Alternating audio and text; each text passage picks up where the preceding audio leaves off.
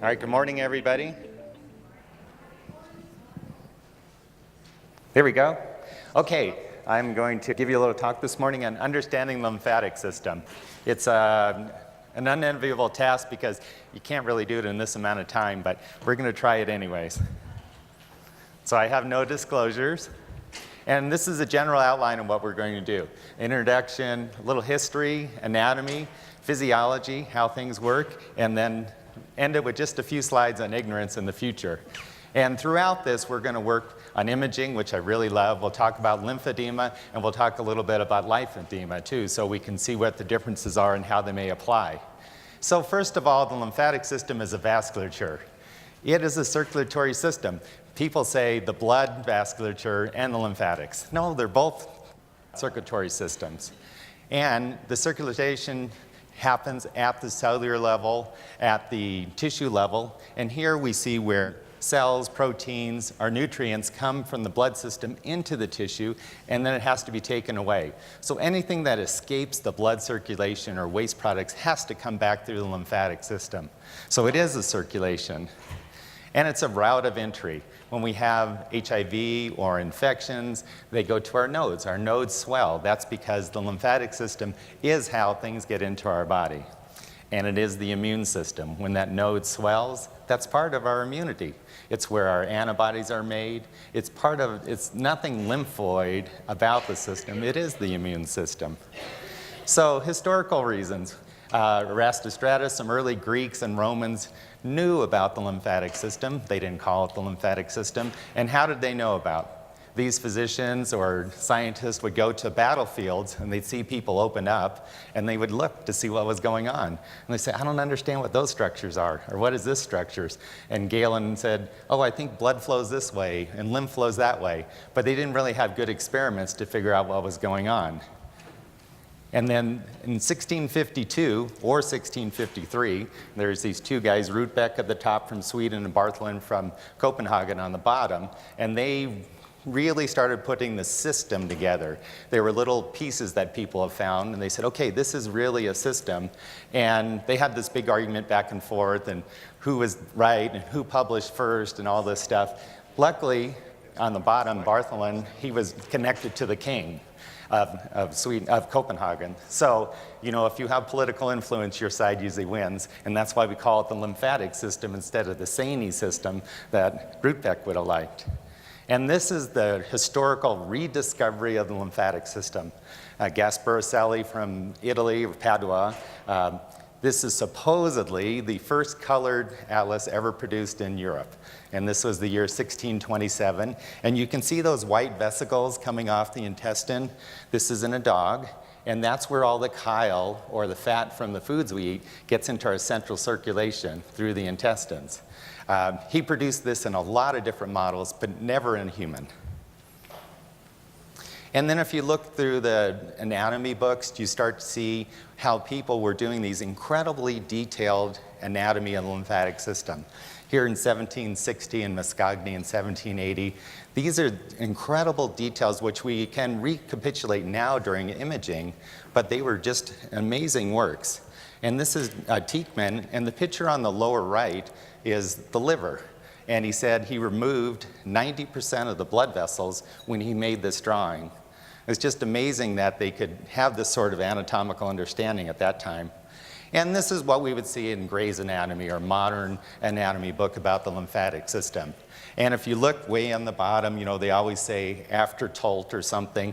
These pictures, if you follow them back, usually end up in the late 1800s or early 1900s because the work was not known back then. But we haven't really advanced any further than that because they already knew what the system was. And for any of you therapists, or if we're looking at lymphedema, these are the basis of how we treat with our lymphatomes, where we have the anatomical correlation. Here's with India ink. And then we know with those little lymphatomes, or those areas of the body, how lymph flows and how we're going to encourage lymph to flow across areas that may be impeded. And this is just another picture. This is from Dr. Foldy's book, where we have incredibly detailed areas of how they believe lymph should flow from one section to another. Now let's look a little bit at the microanatomy. I like this picture on the upper right because if you look carefully, I know you guys can't really read this, there's no lymphatics in there. And we are always amazed that people still in anatomy books don't put lymphatics within a tissue section. And on the bottom is a tissue section from one of our mice. The lymphatics are in red and the blood vessels are in green. And these are some pictures you can find from textbooks when we start to talk about how fluid flows and components flow within the system. This is where your blood would enter on the arterial side. A lot of blood continues out through the venous side. And we have these single cell thick endothelial lined vessels, and those are your lymphatics. So you can imagine if the tissue swells, these openings pull open, and we can get fluid that goes into the lymphatics. And that's how we first start getting fluid into the lymphatics, the physiology. And then another drawing here that shows you, there's been a little controversy in the field lately because they used to say that 90% of the fluid came back through the venous system and 10% through the lymphatic system. And then some researchers in England said, no, that's all wrong. 100% fluid comes back through the lymphatic system. Well, they're both right. What they didn't really say in the beginning, that is, that 90% never really leaves the blood system. It comes in the arterial, it goes to the capillaries, and it comes back out through the venous capillary. So anything that leaks out is tissue fluid, and that's basically the same as lymph. So they didn't set the world on edge. It's the same thing that's happened normally. And here's just an ultrastructure to show that this is an electron micrograph, and it shows where you can see those little gaps between the edges of the endothelium, just single cells thick. And when we look at the whole system, those little vessels or those little single cells start at the very top of the skin surface. And we have this whole network of valveless lymphatics that go across the body. And that's what we use for treatment when we want to see if we can move, the theory is move fluid from one section to the next. And then these start going to deeper and deeper sections, and we go into collecting lymphatics, and they have these little lymphangions, which are basically a little section between valves. Valves prevent backflow, and in the lymphatic system, there's a lot more valves than there are in the venous system. But that causes, we have to push past those valves too. So each little, if you can imagine, this is a pumping unit between the valves. As it distends, the muscle gets the signal and it pushes. There's also ways that you can stimulate that. Some chemokines, some chemicals, maybe massage would also stimulate that muscle pump. So that's why it's good to have physical treatment, because you can accelerate the system. And then we have lymph nodes, which this doesn't have as much structure and it's not quite as important for this talk. But that's where we filter out a lot of the antigens. That's where we start our immune system. And there's some transference between the lymphatic system, what's coming in, and the nodes, but that's not well known. And people say we're going to encourage that. It's not really studied so in detail. So we still have questions about how much that really occurs. We know it has to occur because if you have complete blockage, say in your axilla, your arm doesn't explode. So we have a mechanism somehow to get that fluid back. And it could be through the nodes. We just don't have a good handle on how much and how easily. So now we'll switch a little bit to the functioning. This is the vasculature. And as you all know, our blood is driven by the heart. But we have no heart in the human lymphatics. In other species, we do have lymph hearts that drive fluid. So what really drives the lymphatics? And it is a little bit from the heart, actually, because if we take a normal 120 blood pressure and we look down in the periphery, say we go down to 60 in the legs, in the microcapillaries, where we have that exchange from the arteries to the veins, it's about 20 to 18 millimeters of mercury. It's just a little pressure gradient that drives that. Whereas when we look at the lymphatic system, at the start, there's 0. So it's easy, and we want that, right? Because if we put any fluid or anything else into the tissue, we want it to be absorbed quickly and easily. So that's why it works at 0. And then that eventually gets up to about 4 to 6 in normal situations where we dump into the venous system. So the lymphatic actually generates pressure over time. All those little lymphangions that pump those really contribute to it. And as I show you, some movements really move lymph also, because it's not only this negative pressure, it's also a positive pressure as we're moving. So that's a question that people have had for a long time. Do lymphatics suck or do they pump? And it's a little bit of both, yes.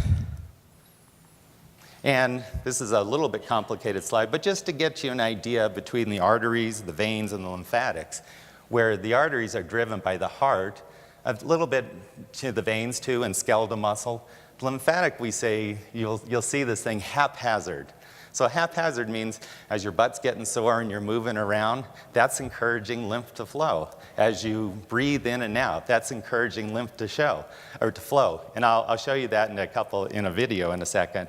And there's resistance in the system. You know, you want to have a lot of resistance in the arteries because it has to get that pumping function and hold that blood in the system as that heart is pumping all the time.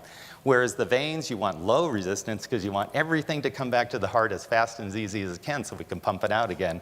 And the lymphatics really have high resistance because they have all those lymph nodes in there. And in a normal situation, as we squeeze one lymphangion and it moves the fluid up, the next one fills and this one is empty. So it has nothing to push it along. So it has high resistance because you can't push things right along. And it's got low flow. The lymphatic system, 1.5 to 2 liters through the left side per day, which isn't very much, a milliliter a minute. So let's talk about how the forces are governed. This is Starling's equilibrium, and I don't want anybody to look at the formula or arrange it because it's not as easy. But in basics, I just want to show you that the blood system pushes some fluid into the tissue, into the circulation, and the lymphatic system picks up all that fluid that's in there. And this is just another way of looking at it. Whatever comes in the arteries goes out the veins, and the extra that has been pushed down to the tissue, that now is the lymph. So there's 2 basic ways we get swelling. If we look at this as the normal circulation, down here, we have something that's high output. Something caused so much fluid to come into the system that it's overwhelmed and swelling, even though the lymphatic system is working faster than normal. It has this ability to try to catch up, but it can't make it. And then here is lymphedema, where a normal amount of fluid is coming in, but the return is broken. In lymphedema in our country, most of the time from operations and irradiation for cancer. Okay, and here's 2 different guys, and they both have swelling. They come to you, are they lymphedema or not? And really, no. The one on the left has cirrhotic ascites or liver problems, so he's producing so much fluid that the lymphatic system can't bring it back, even though it's working faster than normal. So in essence, any swelling is really due to the lymphatic system's inability to bring it back, whether it's because it's been damaged or because it can't function fast enough to fix it. And this is a really interesting patient who came in, and she had a venous obstruction in her limb, so that caused her arm to swell. And if you take a little bit of the fluid, you can look at the component of it. So it's water, and it has very low protein. So it's very low fluid infiltrate. But she went, and her arm hurt, so she went to sleep with a heating pad on her limb, and she got a burn. So the burn is the opposite. It has a lot of high protein because that's really the lymphatic system's problem, where you opened up these big holes due to the burn, and all the fluid just fell right into the tissues instead of just the fluid from the venous system problem.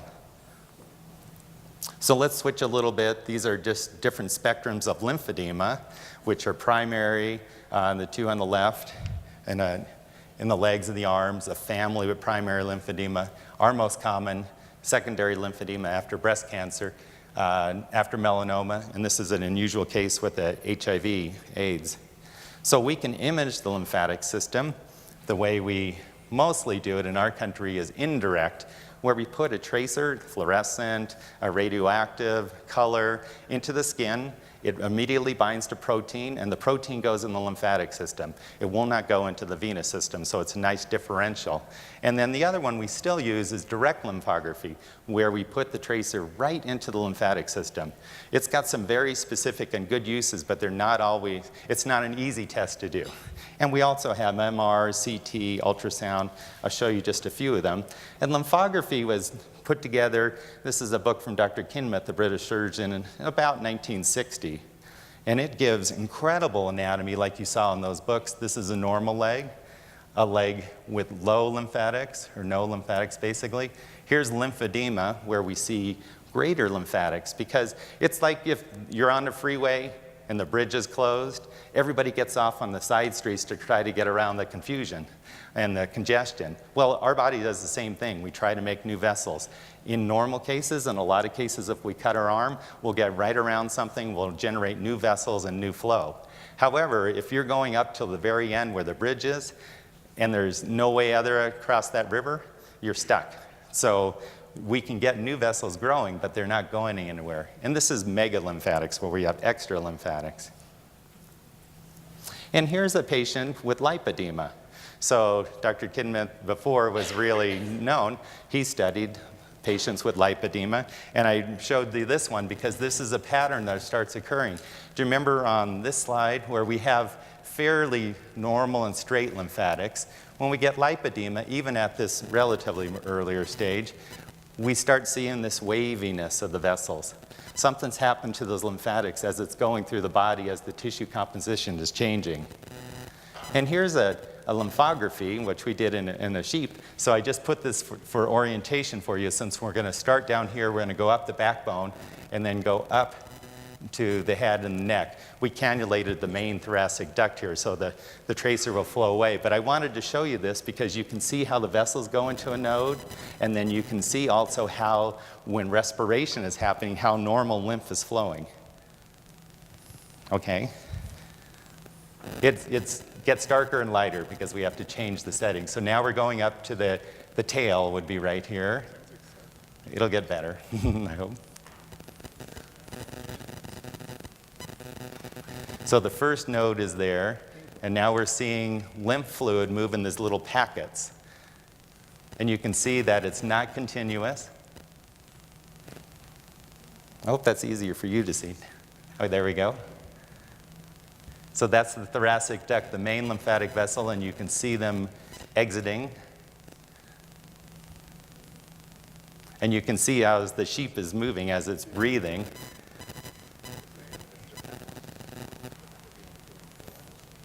And then you can follow the tracer up there. So that's actually visualizing real lymph flow. Most of our medical students never, ever see lymph flowing. So you've got an advantage over them. And then people use fluorescent imaging, normally like this, because one other way of indirect is blue dye, but blue dye stains the skin. Fluorescent imaging, you don't really see it. You do see it a little bit, but most of the time you need a fluorescent camera to look at it. So this is a nice way of looking at it. It only looks at the surface. And then I put this one in here because you see these little aneurysms, or these little bulges of the vessels. That's a lipedema patient that they imaged a long time ago using fluorescent imaging. So you can see that the vessels, besides being wiggly, they have a different caliber to them. And this one is interesting because they used the same technique with ICG, and they put a cuff on there that was see-through. And then as they released the pressure, they can see when the tracer went past that cuff. So they got an idea of what pressures are needed for the lymphatic flow. And I put this one that was, I think the first one is a little more self-explanatory, that as you age, your pressures of your lymphatic pump go down. That makes a little sense because your muscle mass has gone down, you may not be as active. But the second part was more fascinating to me because they found a difference between men and women. And women have significantly lower pumping pressure. And I don't know how to put that together with lipedema yet, since a lot of women have lipedema compared to men. But there may be something there that the system of the lymphatic and the lymphatic return is altered. Okay, so here I'm just showing you a picture to set you up for the next slide. We cannulated, or we injected blue dye into the snout of a rat, and we're looking at these vessels right along its muscle. So what I'm going to do is just show you how we move lymph. And there, as we just use a little compression on the skin, that's all we did, and it was hard to imagine there, but I'll show you in the next picture. This is the vessel, and as we do the compression, you can see it get darker. So just by pushing a little compression on the outside, you can influence lymph flow. And then this is just a pictorial before, during, and after it clears. It goes away pretty quickly. Okay, so MLD, or a component, I'll talk about that in a little bit. This is what we do to treat patients when we stimulate their lymphatic system. So we do MLD in the clinic, and this is how you do it on a mouse. Or you can't get all the techniques the right way, but I just want to...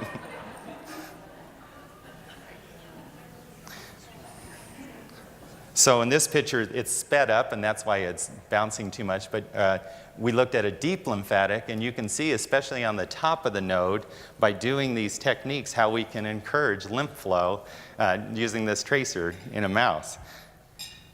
And then this is just a picture to tell you before and after to show you that these techniques do something. They are moving lymph. And this is a wonderful one from my friend Haru Swami, who now moved back to Australia. This is ICG in a human. I think it's one of his medical students. And watch as he moves his hand, you can see lymph being propulsed up the limb. So this shows you these haphazard forces, or these muscular forces, are moving lymph. And then he said, let's find out where this vessel is. So he got out his pen. He said, just stay there. And he started tracing lymphatic vessel. And I said, wait a minute, this is just showing that if you do it the right way, a pen moves lymph. So you can move lymph on the surface, particularly, with a lot of variety of techniques. And that's why the things we use for lymphedema actually work.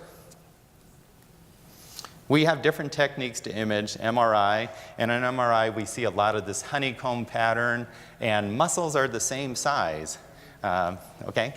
And what's nice about that is you can see that we have differences in all the differences in the subcutaneous tissue, just like with lipedema. And we have wonderful techniques to look at the detailed lymphatic system. And even some now, we're going to hear a speaker later talk about MRI. There's special techniques to look at the main thoracic duct and wonderful ways to reconstruct that. Lipedema, this is just simple fat subtraction showing that when we take away the fat, we see there's no fluid there. So there's different techniques for that too. And a variety of other techniques that we can look at tissue composition. Let me show you these. This is lymph scintigraphy, the best way to look at the lymphatic system, where we see normal moving up on the arms. These are the hands to the axilla, the feet to the axilla. Where we have no flow and where we have extra, all reflective of the characteristics of the lymphatic system. And I'm just going to move ahead. Lipedema and obesity also, we start to see that same wiggle that happens in the pattern. So it's a repeating measure. And down here at the bottom, we can see over time we get a real disadvantage to the lymphatic system, and we get lymphedema on top of lipedema. And there are some unusual cases where one leg is just involved in lymphedema, in lipodystrophy, whereas when we do the MR and you do the fat subtraction, you can see that there's no fluid there, it's just fat. But it's very unusual to have it on one side. So is this a very small subset of lipedema? We don't know. And patients like this come into the clinic all the time. Do they have lymphedema, lipedema, Derkums, if we know? And there's one recent study that's been out there that was published saying that this guy believes that when you get to a certain BMI, you have abnormal lymphatic function and lymphedema is in place. I don't know that we all believe that. I think that we'd have a harder time believing that, but he has made a definite cutoff. If you're above 50 BMI, you're going to have a lymphatic problem. Okay. Well, I'm going to stop there, and I'll be around all the time. You can ask more questions, and I hope I at least gave you a glimpse, a little bit about how the lymphatic system looks and how it functions, and how it may relate to lipedema too. Thank you.